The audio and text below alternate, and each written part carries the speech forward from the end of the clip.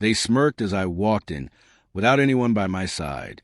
Not an outburst of laughter, just a quiet snicker, perfectly audible. "Couldn't even find someone to bring," she muttered to him, lips curling into that condescending little smirk she reserved for those she considered beneath her. The same one I once mistook for charm. I didn't react, didn't glance in their direction. Let their mockery settle around the room like the stale scent of discount cologne. Let them have their petty amusement. They thought I'd shown up to lose, to be pitted, to be reminded of what I'd lost. I once loved her deeply, recklessly.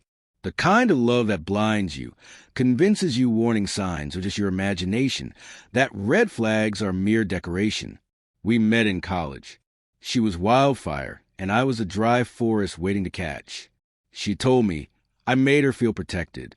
I confused that for real love. From the outside, everything looked idyllic. Smiling faces in framed photos, trips to exotic places, holiday greetings signed with affection. But when the door closed, the fractures got louder. Then came Marcus, her new husband. Back then, just her coworker. So many late nights at the office. So many girls' nights ending in a dead phone after midnight. And then, the night it all made sense. The scent of her perfume clinging to the collar of my best friend's shirt. He tried to deny it. She didn't bother. "I'm sorry," she said, like she was returning something she didn't need anymore. "It just happened." No, it didn't just happen. You don't accidentally fall into someone else's bed. She took the house. Half of everything. Even the dog. But what she really walked away with was the piece of me that once trusted easily. That was the real theft. After the divorce, I vanished. But not dramatically. I didn't post cryptic messages or make a scene. I just stopped sharing. Let people assume I was broken, that I was spiraling. That was their first mistake. I wasn't spiraling. I was building. I began with Marcus. On the surface, he was a golden boy, real estate magnate, supposedly self-made. I dug deeper, found shell corporations, quiet settlements, questionable government contracts right after a councilman's conveniently timed vacation to Monaco. I wasn't searching for gossip. I was hunting for leverage. Eventually, I found it buried under a shady condo project involving fraud, fake buyers, and a phony nonprofit used for money laundering. I called in a favor from someone I trusted, an ex-cybercrime investigator who owed me every document, every wire transfer. Every shady deal went into a secure folder I labeled patience. But it wasn't vengeance.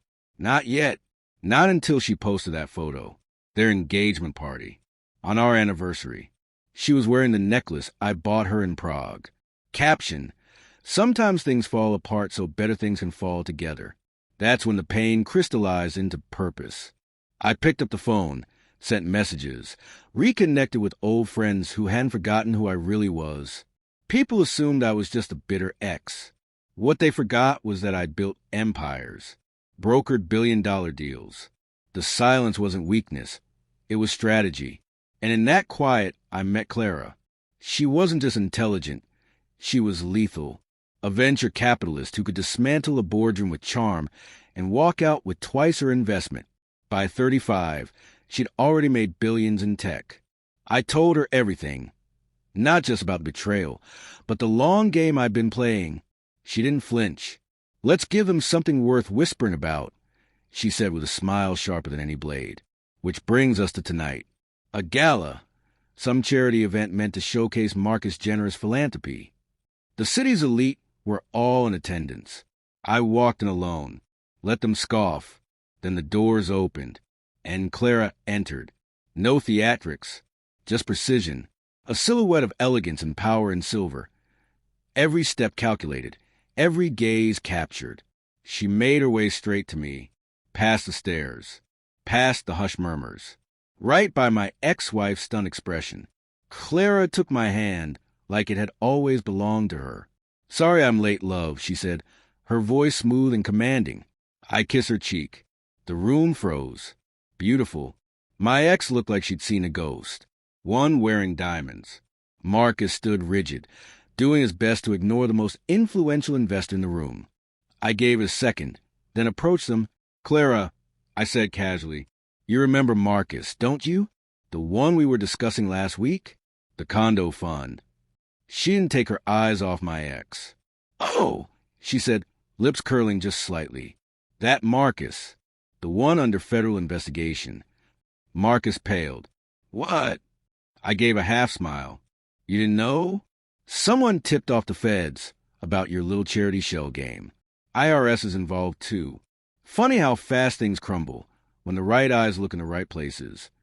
My ex tried to speak, but her lips trembled, words caught between disbelief and panic. I leaned in. "Enjoy tonight," I said, calm and clear. "It'll be your last big party for a while." We left before the chaos fully erupted, but the fallout? Oh, I heard. Frozen assets, investigations, withdrawn donors. I didn't need to twist the knife. I simply made sure they were holding it when the blade came down. A week has passed. Now, I sit here watching Claire negotiate a takeover of one of Marcus' collapsing ventures. Poetic, really. I'm no longer angry. Anger is loud. I become quiet. And that silence, it speaks louder than any scream. I let my stillness echo in the hollow aftermath of their arrogance. Revenge wasn't an explosion. It was a whisper, carried on the air by a woman in silver, and sealed with a quiet smile. And it ended not in fury, but in her shock, and me walking away with everything she thought I'd never have again. Control, peace, and a woman worth starting over for.